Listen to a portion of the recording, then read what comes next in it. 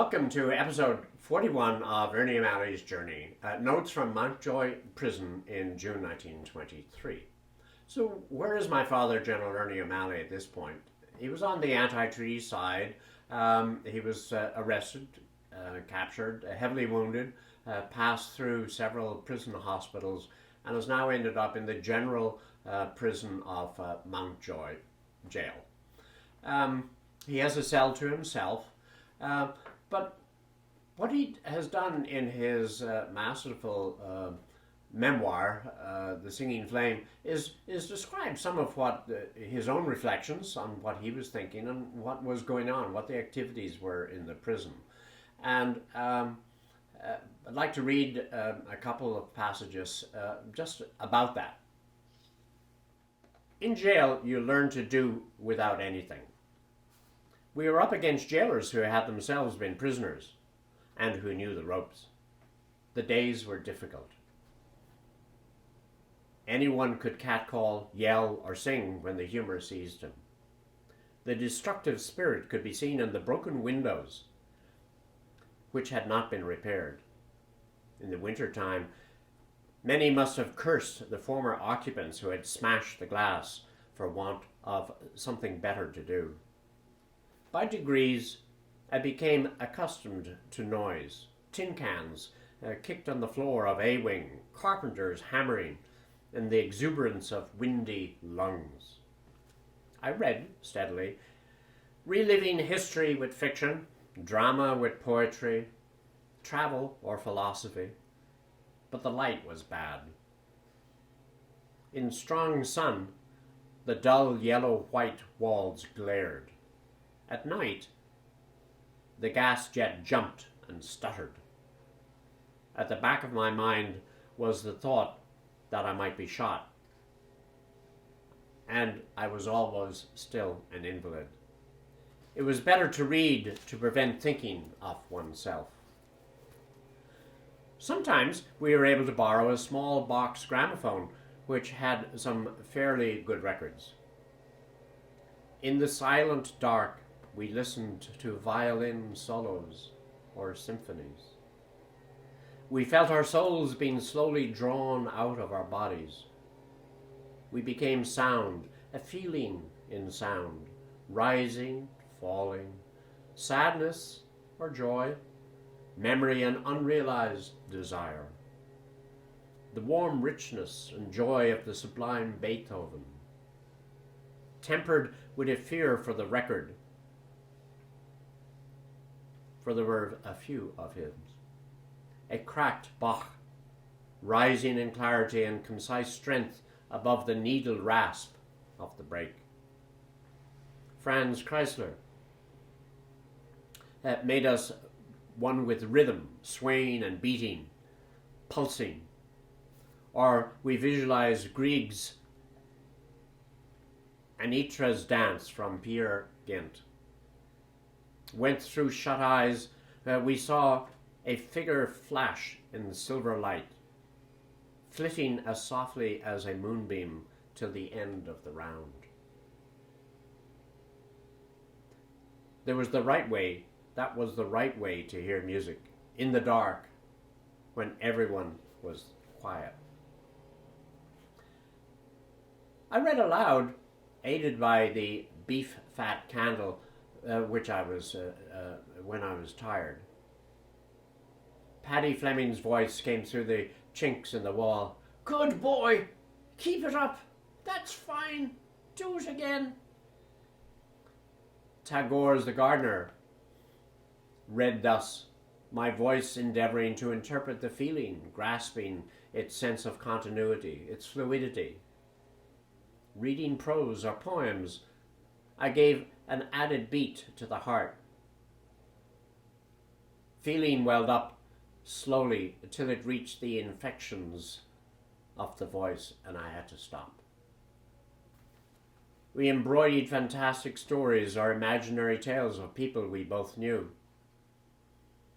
I would strive hard to keep up the adventures, which gradually became read until Paddy's voice would break in. "Wow, man, that's all?"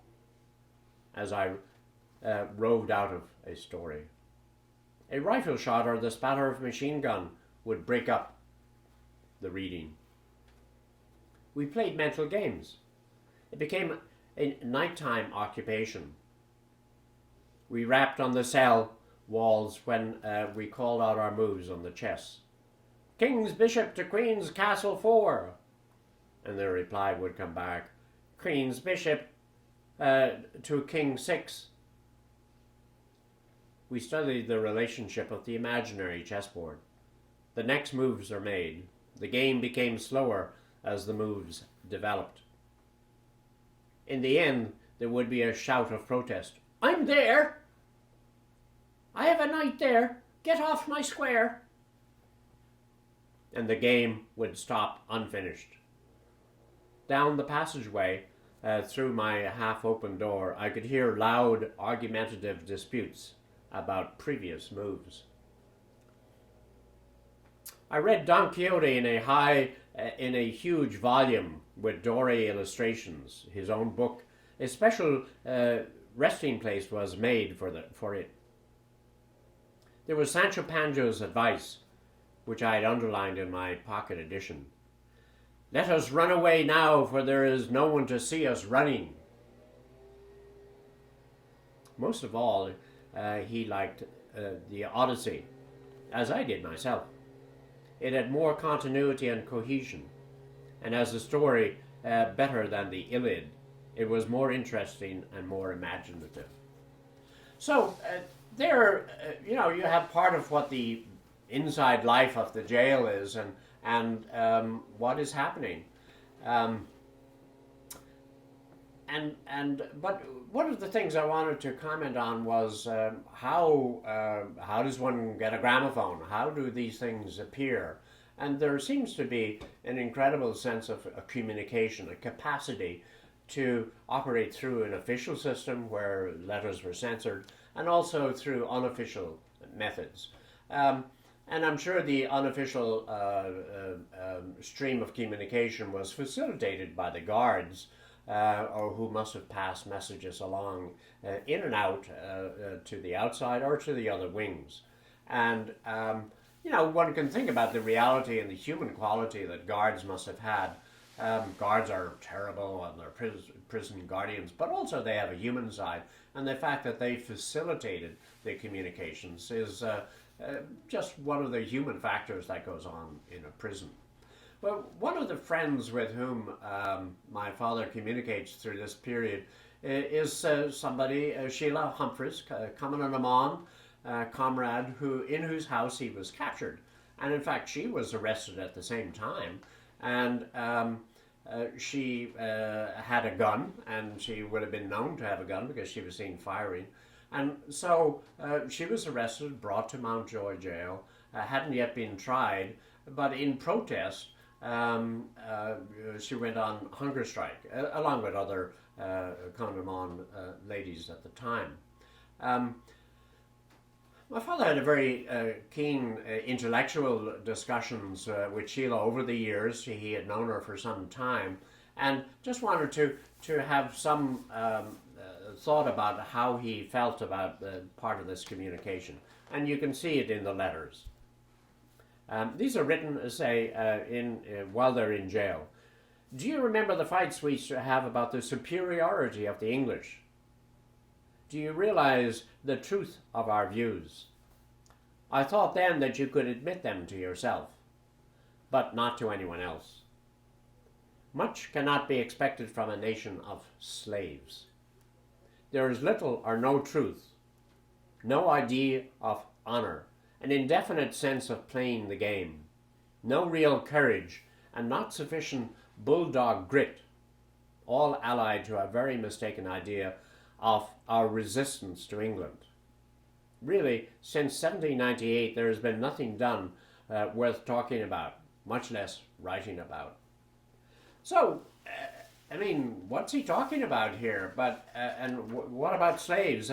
This is not about what we refer to generally in terms of slaves. He's talking about a slavish mentality, the feudal mentality, the colonial mentality, the view of the downtrodden toward the master.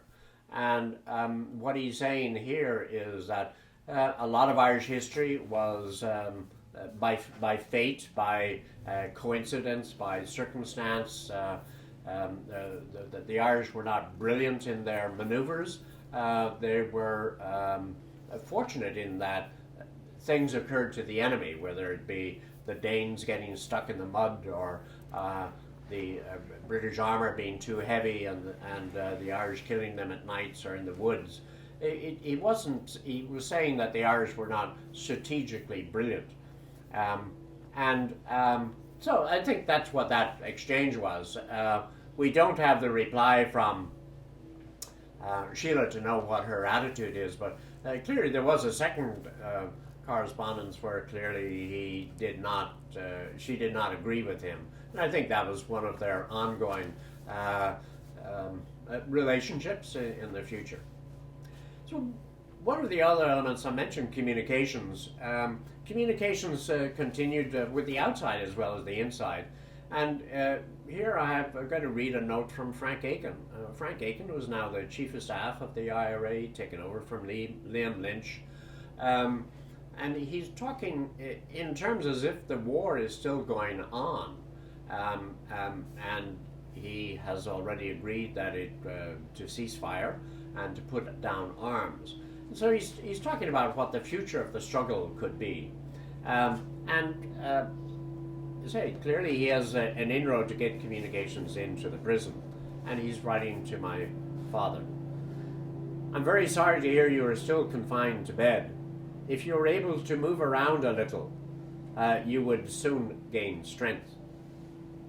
It is a splendid idea to start classes. I was never in jail very long myself, but while there I was absolutely fed up with the way men used to lounge around. He also goes on to talk about the military. So my father is in effect a military advisor to the Chief of Staff.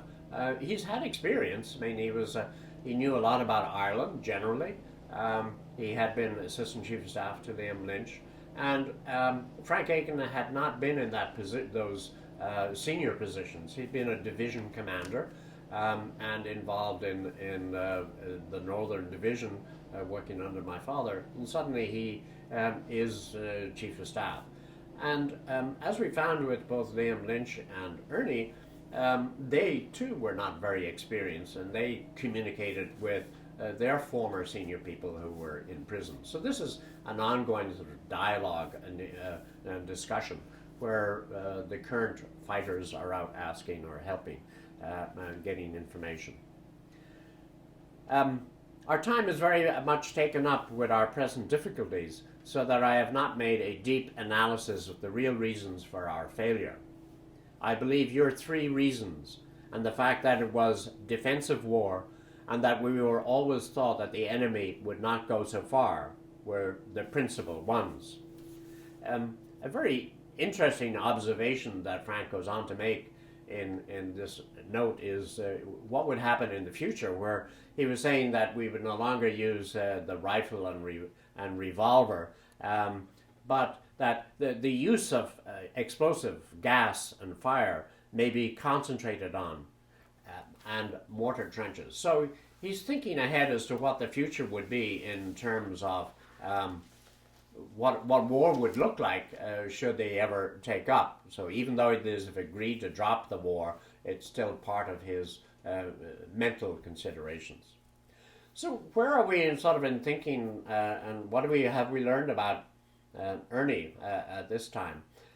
Well, he's always on a cutting edge. He's always trying to do something new. He's helping on classes. He's learning Spanish and Greek. He's trying to enrich his comrades, his fellow prisoners, in music and art and books. This not only occupies their time, but it also gives them an incentive to be a different person. And prison can, in fact, change you, as we know. I mean, that's one of the penal purposes is to change people while in prison, not to make them better rather than worse. That's a fairly modern way, but I mean, this is what these people were also doing. And we know that many revolutionaries call the jail as a university. So you're allowing people to think and read and operate in a different world, the world of thought. And that idea is something that can stay with them once they get out. One of the books that my father was reading to Jerry Kiley there was Don Quixote.